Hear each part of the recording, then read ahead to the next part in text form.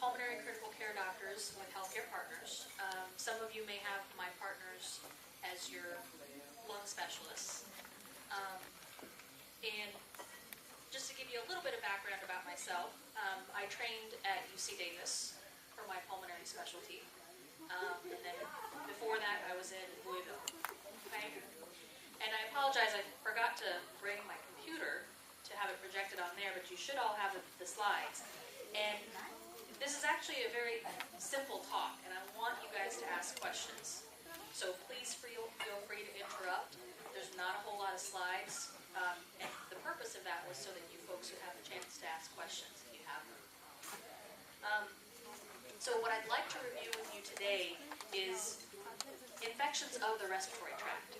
Okay, and that includes your nose, your sinuses, your throat, the main breathing tube that goes down into your lungs, the trachea, the breathing tubes that break off from the trachea, your bronchioles. So if you've ever been told you have bronchitis or bronchiolitis, that's infections of the breathing tubes. And then down to infection of your lung. Okay? So starting kind of at the top, the most common infection people get is the common cold. It's actually caused by a virus, and not just one single virus, but many viruses can give you cold symptoms. Okay? And that's the stuff that you've been experiencing all your life from when you were a young baby all the way through. Nose gets stuffy, start sneezing, having a runny nose, and the majority of those are caused by a virus. And no, there is no cure for the common cold yet. Okay? So medicines, so the medicines that you take when you have a cold, the only point of those are to help relieve symptoms. Okay? So if you're having a day where you're not very symptomatic, you don't need to take medicines for your cold.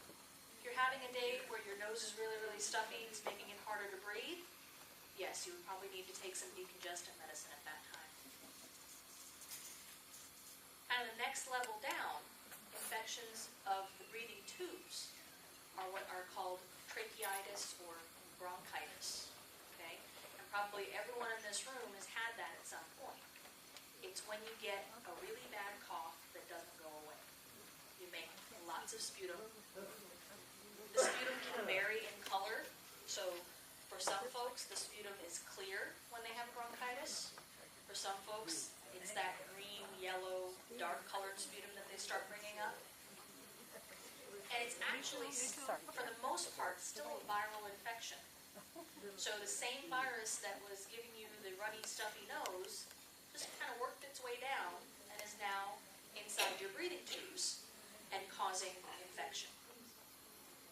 Now, for many of you, you may have normally a cough, and you may normally have sputum that you're making. So it's very important for you to pay attention to what your normal cough and what your normal sputum is like, so that if you start getting sick and you start noticing changes, you have an idea, because that's what your lung doctor or your primary care doctor or your ER doctor will ask you about, is are you noticing changes in your sputum? Okay? So that's something for you to pay attention to when you're healthy, or even if you're not all the time healthy, on one of your healthier days. And you will see a lot of doctors prescribe antibiotics for a bronchitis. For most patients, a bronchitis is still caused by a virus. But for those of you in this room, because you have underlying lung disease, we worry that we don't want to miss a bacterial infection that we could treat easily with antibiotics. And so that's why for the majority of you, if you have bronchitis, your doctor may decide to use antibiotics to help treat it. Yes? I get cold every year, and my doctor gives me antibiotics. He gives me different types of antibiotics each time. Is there a reason for that? Yes. So, again, depending on what your symptoms are like, if I truly think it's a viral illness, respiratory symptoms are otherwise stable, I may not give you antibiotics that frequently, okay? But the reason they're changing up the antibiotics is because bacterial infections, the antibiotics can become resistant, okay? Or if the doctor feels that the initial antibiotic that they gave you wasn't strong enough, they may change to a different antibiotic, okay? So that's why they may change how often they give you them, how long of a duration they give you of antibiotics, because there are no hard and fast rules that say you need 5 days of antibiotics or 10 days of antibiotics. There are a few bacteria, if you tend to grow them in your lungs. So for those of you out there that have bronchiectasis, if you've heard of the bacteria called Pseudomonas, that bacteria tends to be harder to treat. And so those folks may get antibiotics for longer periods of time. Yes, sir. So let me answer this one first, and then I'll get to yours, sir. So a long period, I would say, is about 2 weeks or more. Okay? So the normal antibiotic courses, anywhere from 5 to 10 days. But if you have Pseudomonas, at least 14. Yes, sir. How soon after the onset of symptoms in the lung should we start taking antibiotics? So it depends on what's going on. Okay? So probably the first few days of a bronchitis, I may not give people antibiotics, okay? Because if it's going to be a mild course, and I truly think it's a viral infection, I wouldn't necessarily give antibiotics. But if you have a lot of symptoms with it, meaning fever, chills, those two are probably the most important because they tell us that a bacterial infection is starting. If you're having problems with lots of thick sputum that's difficult to come up, okay, we may have you, in addition to using nebulizer therapies, start you on antibiotics. Okay? Other questions before I move forward? So, the next level of infection beyond the trachea and the main breathing tubes is infection in the lung, which is pneumonia. Okay? So, the different words are just for where the infection takes place. So if it's in your upper respiratory tract, in your nose, the back of your throat, we call that an upper respiratory tract infection, or a URI. If it's in the main breathing tubes, we'll call it a bronchitis. If it's actually in your lung, in the air sacs of your lung, it's called a pneumonia.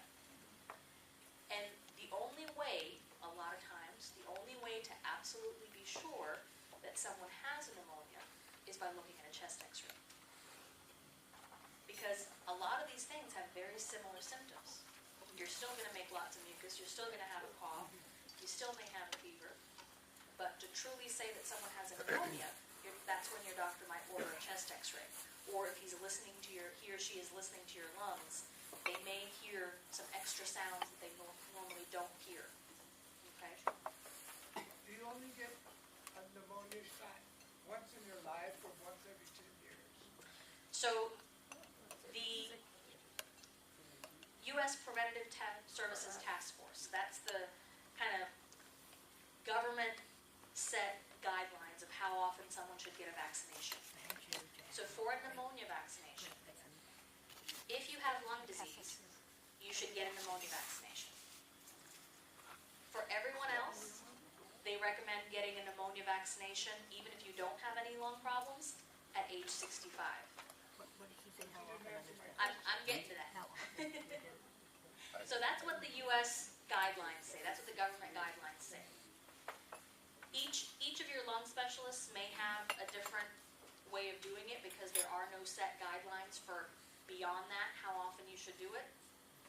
Where I was trained, if someone had really bad lung disease, we gave them a pneumonia vaccination every 5 years. Okay? But if you have lung disease, you need to make sure you've gotten pneumonia vaccination. Now, what's in pneumonia vaccination? So pneumonia vaccinations try to help prevent severe cases of pneumococcal pneumonia. Okay? So there's lots of different bacteria that can cause pneumonia. The most common one is the one that the vaccination works for. Doesn't mean that you're not going to get a pneumonia.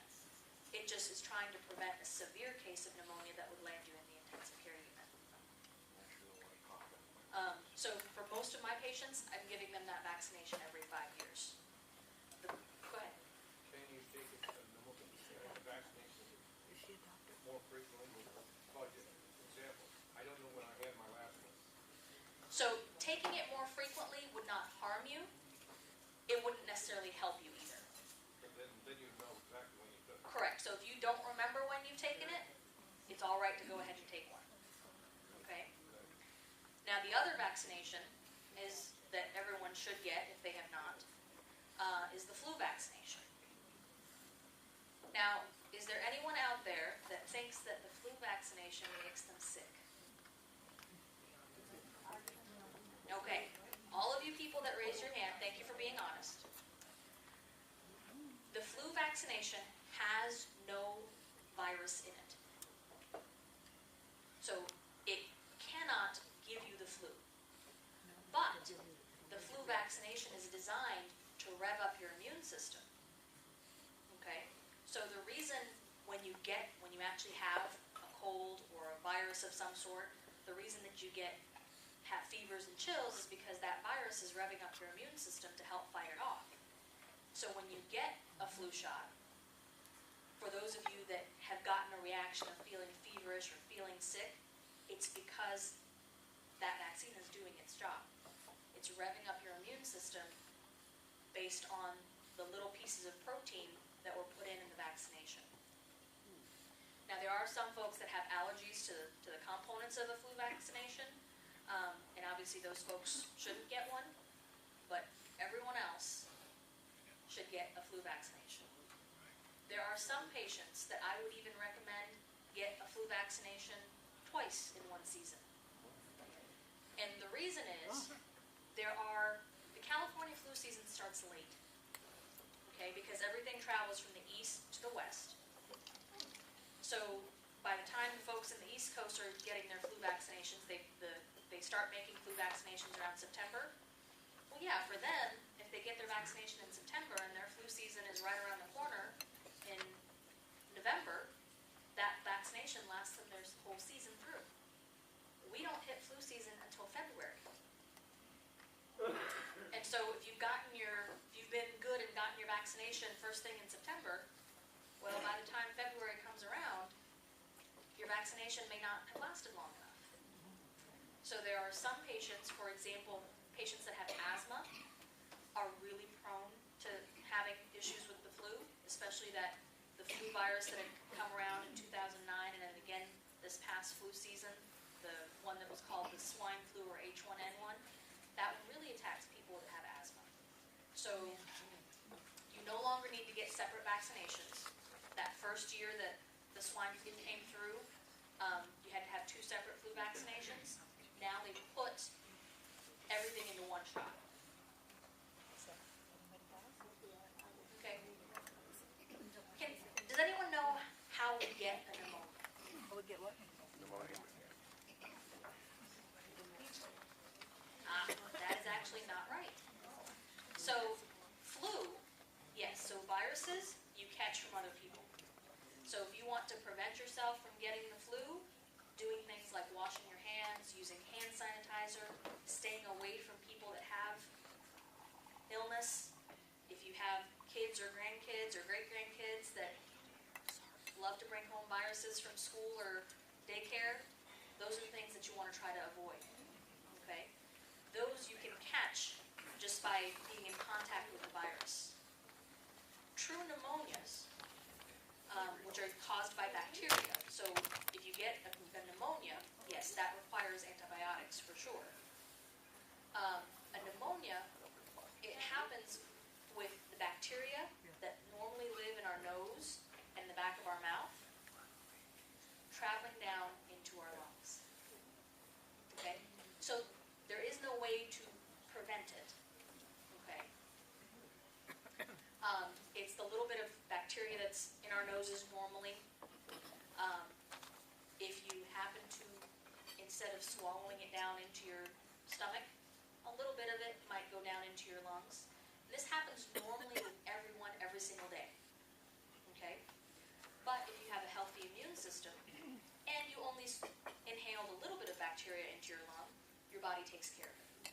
You don't get a pneumonia. But if your immune system is run down because you've had a recent viral illness, so if you've had a recent cold, or if you've recently had the flu, your immune system is run down. And if you happen to inhale a large amount of bacteria and your immune system is run down, that can turn into a pneumonia. So pneumonia is not something that's contagious. So if you have a friend that's in the hospital and you go and visit them and they have a pneumonia, you're not going to catch it from them.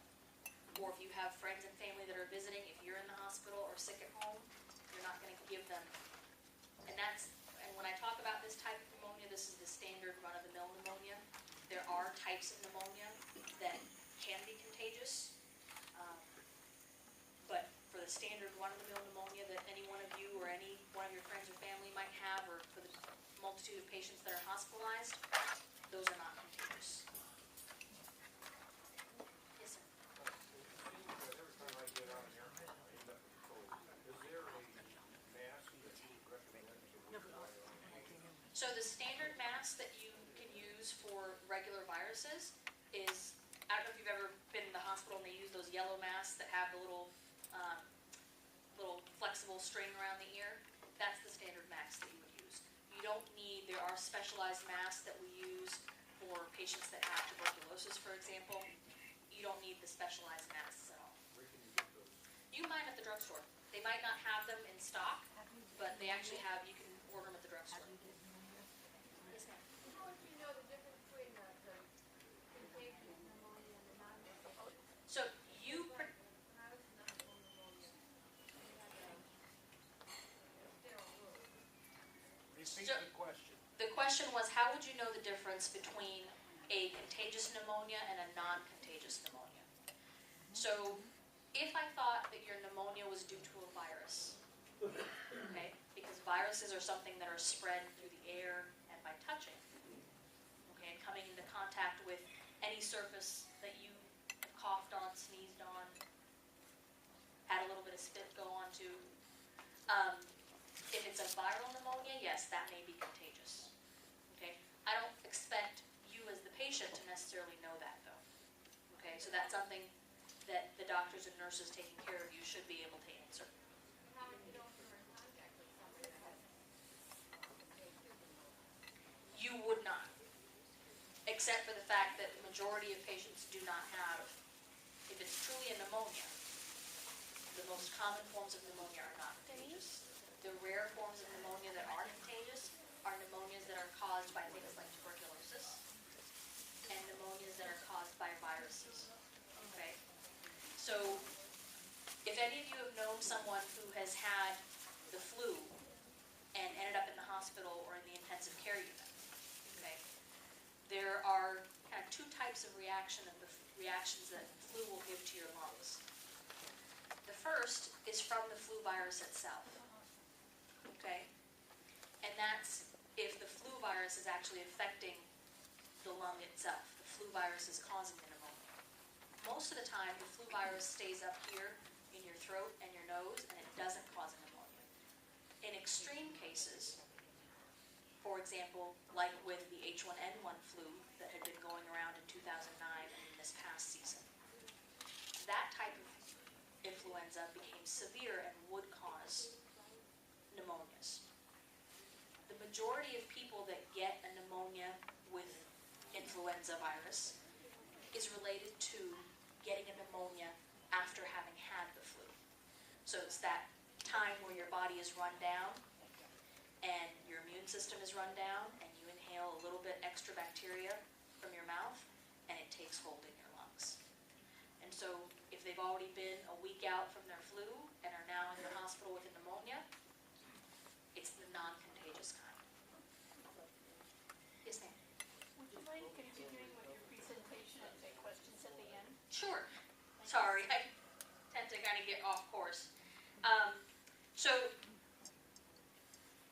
one of the things that I was talking about, if you're on page 2, knowing your baseline vitals, okay? So that also goes along with knowing what your baseline symptoms are like. So how short of breath are you normally, if you are? How much can you walk normally? Do you get short of breath when you climb up the stairs normally? And compare that when you're sick to what your symptoms are.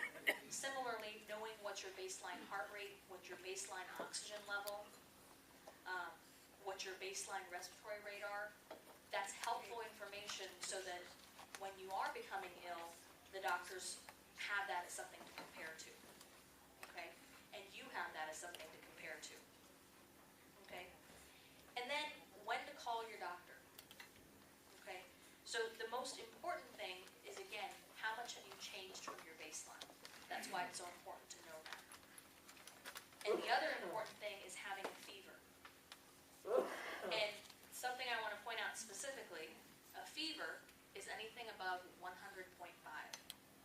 So those 99s, those 99.8s, not generally considered a fever. But once you get above 100.5, that's a true fever. So things like a cold virus, yeah, they could give you a low-grade temperature. Things like bronchitis, maybe they could give you a low-grade temperature.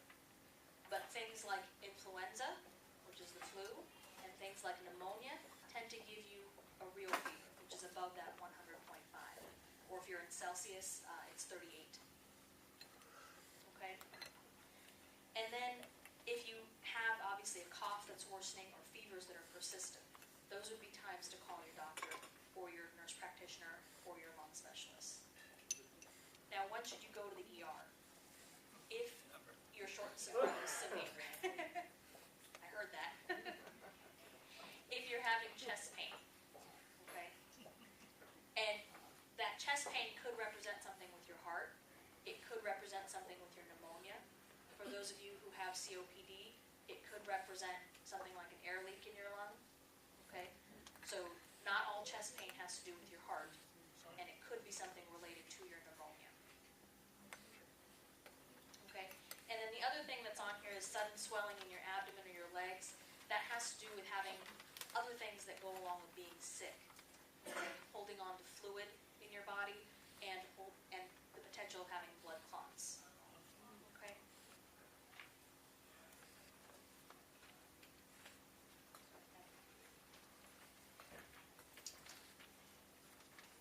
So, yes, ma'am. He has atrial fibrillation, and then I checked on his breathing.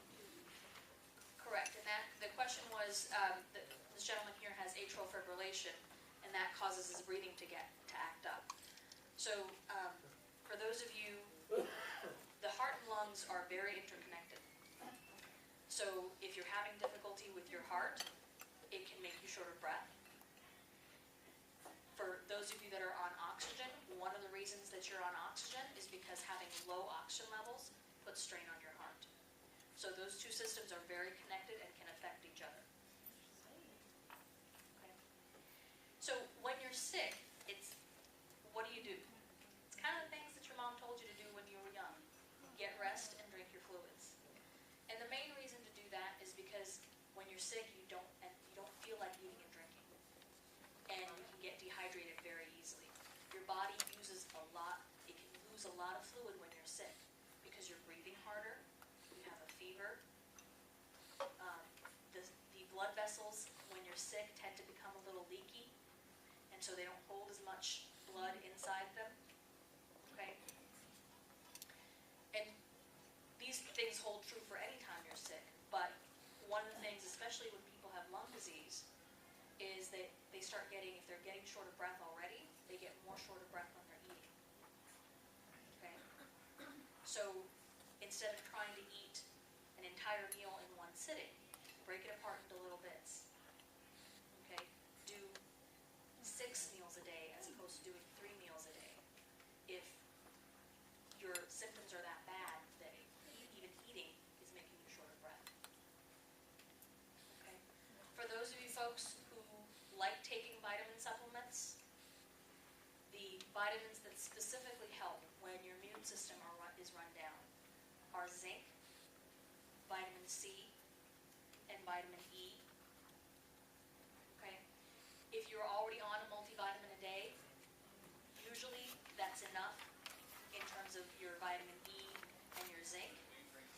The only thing that you might add there is a vitamin C tablet, and there's tons of over-the-counter vitamin C remedies that are available. And in terms of prevention, and this is for all illness, it's, again, staying away from people that are sick, using your hand sanitizer to stay away from germs. So that doesn't mean that you can't go play with your grandbaby. It just means use a lot of hand sanitizer when you're doing it. And then using your vaccinations to help prevent illness when you can. One of the vaccinations that I did not talk about earlier, but I would like to, is the pertussis vaccination, whooping cough. Okay, and especially those of you who are around young children. A while back, people stopped giving their children vaccinations for a variety of reasons, and they didn't give their kids whooping cough vaccination. And so now whooping cough has started to come back around. Recently, schools have required that all children attending school be vaccinated for whooping cough. But even though you may have had it when you were young or may have had a vaccination for it in the past, they're now starting to give everyone who is at risk boosters. Okay? So that's one of the vaccinations you should talk to your doctors about. There's a form of it that comes with the tetanus shot. So if you're due for your tetanus booster, it would be a time to get that one too. Okay, and it's the vaccination for whooping cough, or the other word for it is pertussis. And it's not because you're at risk for having it. It tends to like kids. So if you're around a lot of kids, there's a chance that you could get it. Okay. How do you go about the shingles shot?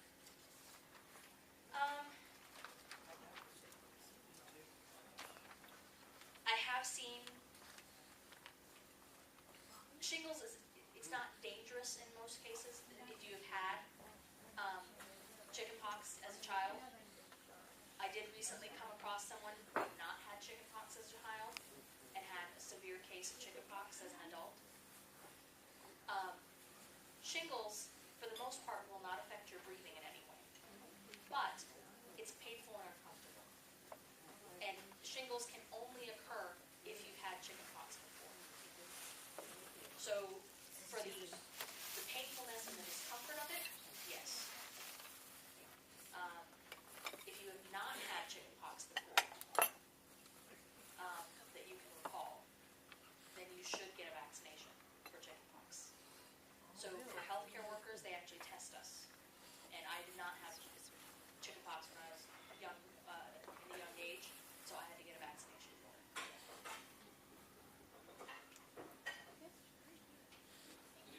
Other questions that you folks have? Yes, ma'am. Sometimes they talk about being resistant to antibiotics. How many antibiotics is too many antibiotics? So Yeah, agreed. for most bacteria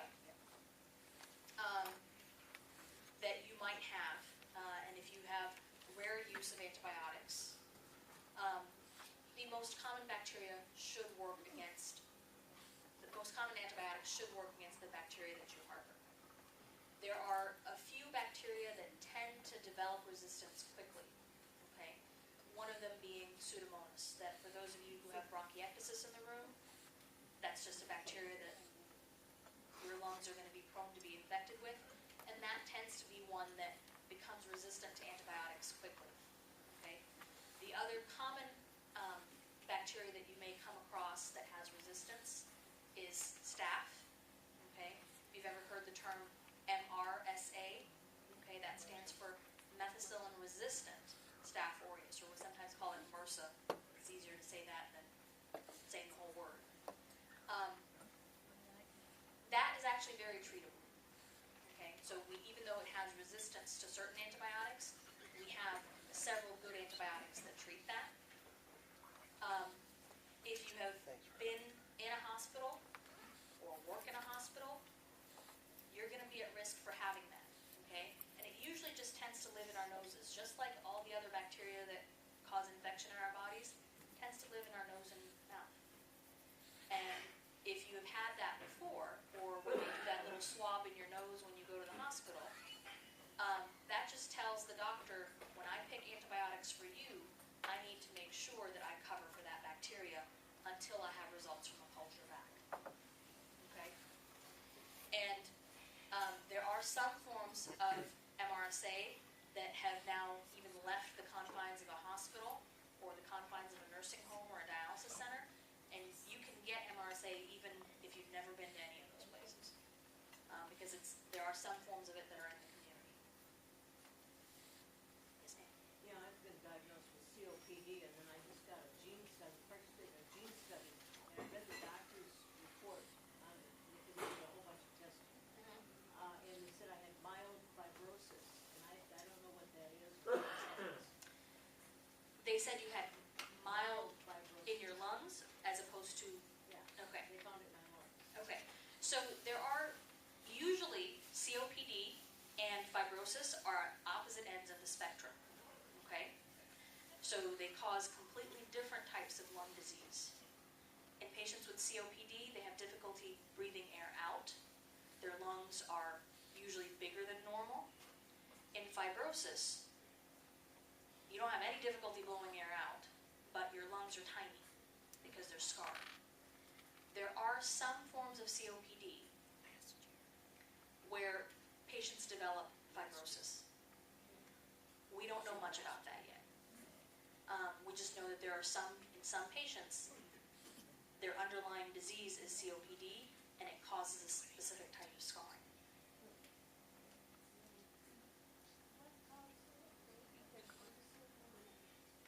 What causes hypertension in the lungs? Okay, lots of different things. There's actually 5 categories of things that cause it. But for most of the people in this room, probably the main one is low oxygen. So, low oxygen. So anything that causes your oxygen levels to be low makes the blood pressure in your lungs go up. The other things that causes, anyone that has trouble with their heart, okay, blood clots, and the other kind of, there's other forms of it that are caused, but if you have fibrosis of any sort, of any type, there are certain fibrosis diseases that cause high blood pressure in their lungs. Yes? Yes, I've seen on the news that you have this new procedure for people with emphysema. It looks like a stent type thing that they put in the lungs and expand the airways. They said they were doing a procedure that's similar to that. Do you know anything about that? I don't know about a lung stenting procedure. I'm There, not sure it was a stent, but it was a coil that put in. okay, there have been some trials on what's called, it's a form of lung volume reduction, okay? So for some people that have a lot of emphysema in one particular area of their lung, you can have surgery to either have that portion of your lung removed, or there are a few new devices that they're trialing to see if they can get that portion of your lung that has so much emphysema and it's all in one place, if they can try to collapse down that portion of your lung so that the rest of the lung has room to inflate. No, this is actually, it looked like a pacemaker that went into the lung. I'm not sure what that procedure is. Yeah, it was on, what's that guy's name on TikTok? He's got the, Yeah, I'll look it up on the internet. Yeah, I don't think I've heard of a, Heard of it either. starting to do it at, they had a facility at Cedars to do it now, for emphysema patients to help them breathe better.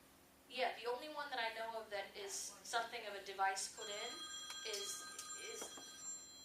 is a way to collapse off a portion of the lung so that that part of the lung that has emphysema in it kind of collapses down and allows the remainder of the lung that is more healthy to have room to expand.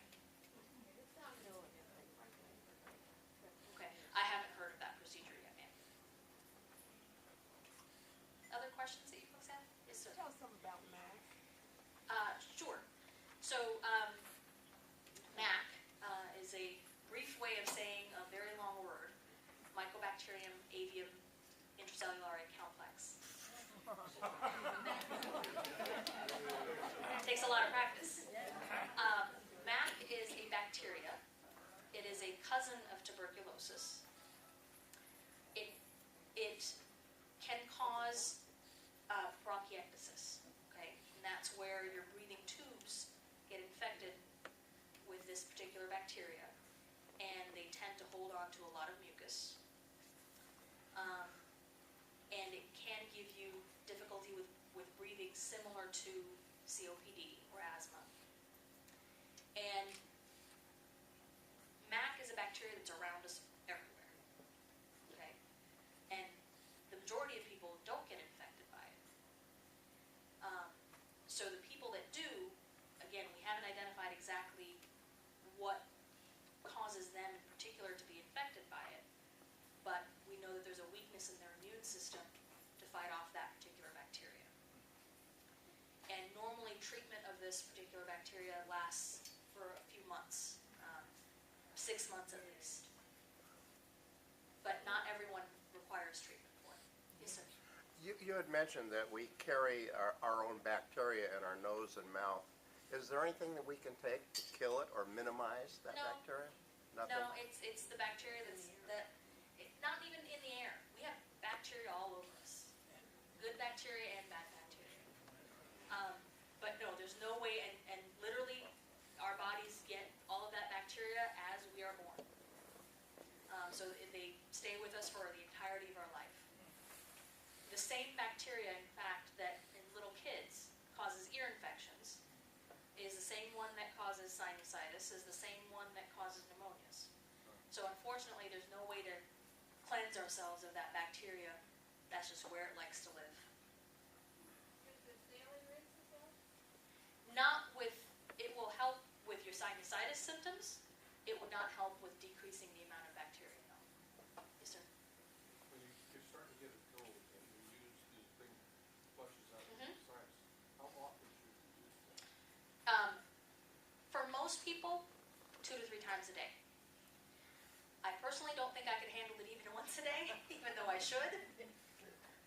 But he was talking about saline rinses, and there's a couple of different ways you can do them. Either the neti pot or an actual squirt bottle. And it's you literally squirt up one side until it comes out the other side. Would that decrease the length of the cold? It won't just decrease the length that the virus is in your body, but it's a simple, granted not so simple, but it's a non-medication way to help relieve your symptoms. So for people that want to try to avoid medications, if you have problems with sinusitis or sinus allergies, one of the ways to do it is to do the sinus rinse, because it's a non-medication way. Or if any of you use Flonase or any sort of nasal steroid, if you use your sinus rinse before you put your nasal steroid in, it allows more of the nasal steroid medication to get to where it needs to go. Yes, sir. I find I get a lot of shortness of breath with aerosols. I've been using a lot of aerosol sun prevention, sunblock medicines. Does that cause any permanent damage? No, it's more just upper airway irritation. You're just sensitive to the smell of it and the fumes from it. Hairspray too? Yeah. Hairspray too. There was a question back there. I had a hand raised a while ago. Go ahead.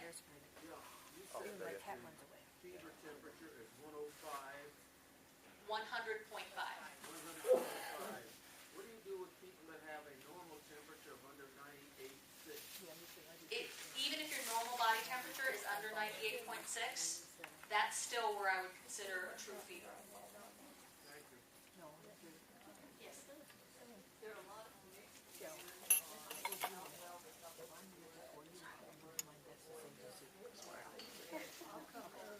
I'll tell the others all that. You get so busy, like,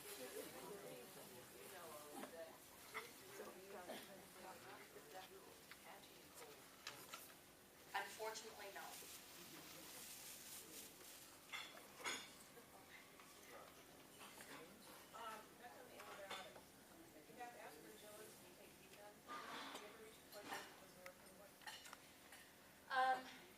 Mostly not that it doesn't work anymore, but it may cause toxicity in other places that prevents us from using it. But generally, no. I've had resistance per se, but some people can have problems with liver tests and such with that medication. Yes, ma'am. I had heard with pulmonary fibrosis that a new study was updated and there was something coming out that they would be able to help shorten the relieve some of the symptoms. I have not done any recent reading on that, ma'am, so you would probably know more than me right now. Yes. When you have a cold, I've been told that if you go out and do something before the cold's gone, you have a relapse. Is that true or false? That's false. The virus is gonna last as long as it's gonna last. Yes, ma'am. Hi, well, I have both MAC and aspergillus and COPD. How lucky can you get? And I was on drugs for the MAC and the aspergillus for 2.5 years. And then he came back after a period of time. Now I'm on them all over again. And they're going to keep me on them for a very long time. So, there are times with lung disease when we don't know which came first. Okay? And we know that aspergillus and MAC tend to live in lungs that have bronchiectasis. And bronchiectasis tends to give you a disease that's very similar to COPD. So, in your case, I don't know if what is being called COPD is truly smoking-related COPD, or if it's obstruction in your breathing because of underlying MAC and aspergillus. You know, the first was the smoking related Okay. disease came many years before Okay. the MAC. So the other thing that some patients with COPD have, regardless of any infection in their lung, is bronchiectasis. Okay? So it would be difficult for me to know if the bronchiectasis preceded the MAC and aspergillus. And remember, both of those bugs are bugs that are in our environment. MAC is a bacteria that's the cousin of TB, and aspergillus is a fungus. So sometimes when I culture it out, I don't know if it's causing infection or if it's just colonized, meaning it just likes to live there. So it's a combination of those things and your symptoms that would help a doctor decide whether you needed to have continued antibiotics or antifungal medications for those.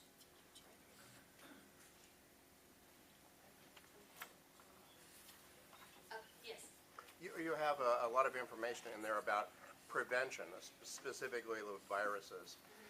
We get together as a group like we are today, and we exercise a lot as a group. When we have a cold, when are we contagious, and when So- should we avoid contact with others? So yes, that's a great question. So if you have a cold, you're contagious in the first 3 to 4 days, okay? And if you are, that doesn't mean don't participate in group activities, but wear your mask, have your hand sanitizer with you, and as much as possible, stay in the corner of the room. So, and I'll be honest, I mean, as a doctor, I have a cold, I have to go in and see my patients in the hospital. And so we get our masks on, and which we're supposed to do before we go in to see every patient, hand sanitizer before we go in, and hand sanitizer when we come out. And I had a bunch of my respiratory therapists laughing at me last month, a few months ago when I was in there with my cold, because I was there with my mask on, and I went to an environment where we were not allowed to wear masks in our colds and flus, but I had to report to work. The movie studios, Oh. the actors didn't like to see. I'm sure they would now be the first ones to wear masks if we told them No, it's still something like was that. contagious. I still call my friend there. And it's still like that, that we were not, they physically came to our shops and took the masks. The boxes, Oh, goodness. actually masks.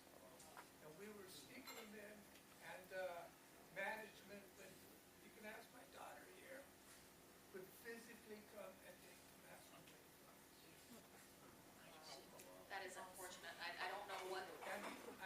my lawyers there, and I told them about the situation, about the pictures and us doing it. And the lawyers in the union said, "There's nothing you can do.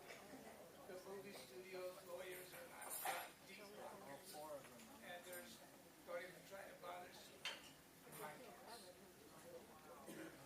because it's like they got deep pockets." So That's quite unfortunate. You mentioned something about if your grandchildren have a cold, don't stop playing with them, just use hand. I'm scared to death if my grandchildren have a cold. Well, and the reason I say that is those of you that are in this room know that having lung disease and having COPD, wearing oxygen, those should not be deterrents to living life. And so the reason I say don't stop meeting your family, playing with your grandkids or your great-grandkids or godchildren, whatever you have, is for that reason. Yeah, but see, the problem is, if you catch a cold, you have a cold. If we catch a cold, we can die. I understand that. Believe me, I understand that. I'm not saying that I can't force you to go play with your grandchildren, but, No, but what I'm saying is the philosophy, my philosophy at least, in dealing with my patients that have lung disease is that yes, you have this, but you still need to be an active person. I don't think so. and live Not when the life. kids have a cold. I don't think so. I'm sorry, but I think. And that's your choice, ma'am. I'm not gonna say that you have to do that, but at least part of me and my philosophy is that the point of having this illness is not to deter you from living life. Did you get the sign-up sheet for the trip? Did you get the sign-up sheet? I know you give your money. You got So Debbie's money. it's the first few days, 3 to 4 days. One more missing. One. Even though you may have coughing, you're not contagious. If you have the flu, it's 24 hours after your fever is over.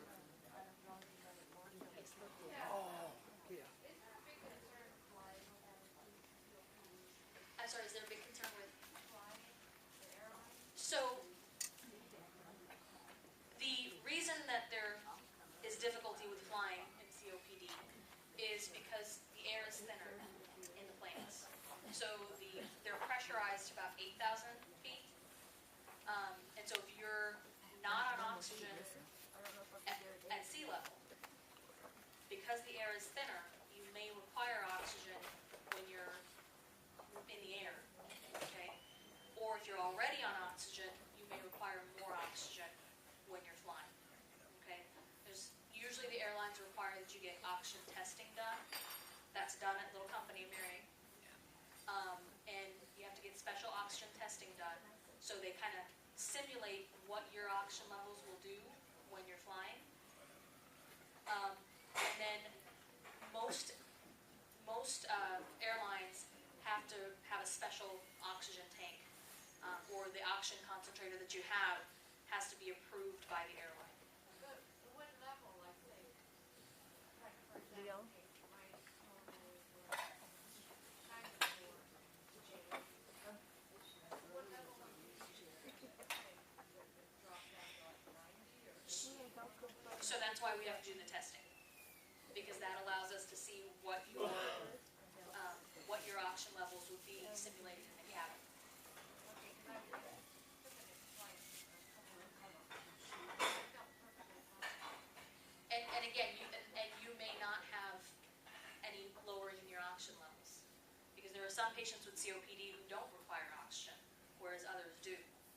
So. There's a test that will come from your.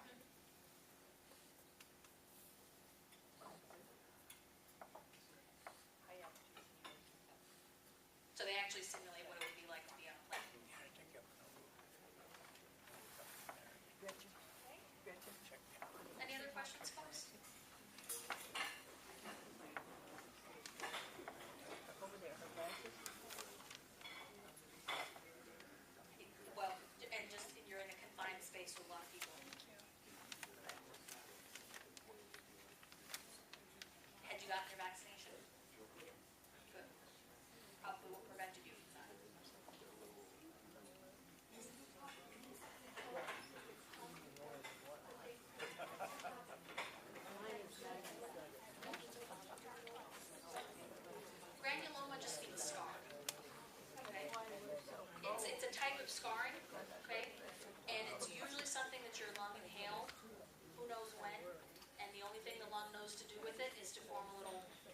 scar around it. So for example, anyone that has lived in areas where there are fungal infections that like coccidiomycosis, or if you've lived in the Mississippi River Valley, there's certain fungal infections that happen in that area where you've inhaled it, your body's healed it already, but it leaves a little scar. So a granuloma is just a scar. Yes. I've worked with wood all my life around a lot of sawdust. Does that contribute to my COPD? No, there is one type of wood, there's a few types, they don't cause COPD, but they're resin, so, it's a type of cedar, and the name of it is escaping me right now, but it actually causes fibrosis damage. It was the same way with me. I worked with wood all my life. I know it did. Again, it's gonna, I'm not saying that it's not something that's irritating to your lungs, and that you can very well inhale, doesn't cause COPD. So, it's irritating to your lungs, it's stuff that's inhaled into your lungs, that's causing symptoms, but does not cause the disease entity of COPD. But to be in a room full of dust that you can't even see from that window is not healthy. Correct. I'm not saying that it's not healthy. I'm saying that it's not what causes COPD. If COPD was caused by something different, and yes, obviously inhaling any sort of dust, doesn't matter what kind of dust it is. Asbestos does not cause COPD. It can cause lung damage, but not COPD. So if you have COPD and you are in a dusty area, that will hamper your breathing even more? Well, yes, if you put someone with completely healthy lungs into an area that's dusty, regardless of what kind of dust is there, you're going to have lung irritation. Yes, ma'am. What is something explained on a test as ground glass particles? What is that? Ground glass, particles would not go along with that, but ground glass is just a way of describing what an area of lung looks like on a CAT scan. And it just describes it as hazy. The ground glass could be any number of things. So if you have COPD, differences in how air move in your lungs can cause portions of your lungs to look like they have ground glass. If you have fibrosis, there are certain fibrotic diseases that look like ground glass. If you have an infection, there are certain infections that look like ground glass. So it's just a way of describing what something looks like on a CAT scan. You still have one sheet you need, right? Okay, I'll Thank give you you very my. much, folks.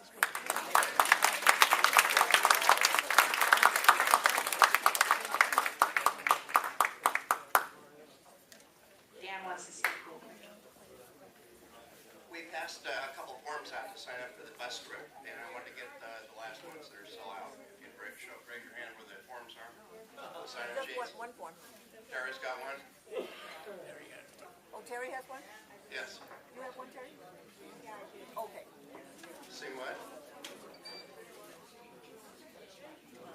Oh, we're missing a cane. One of those stand-up hurricane. Is there one back in the back? June's cane. June's cane. Aha, we got it. Okay, thank you very much, everybody, and thank you, Dr. Shaw, for spending time with us. Remember, next month is May, and our luncheon will be later. We'll keep reminding you that the luncheon will be at a later date. Thank you so much. I have my name on the sheet, Nan, because I haven't signed up on this yet, and I want to give you money. I've signed up on the sheet in the. That's this one now. You only signed up once. There you go. Thank you. People only are to sign up once.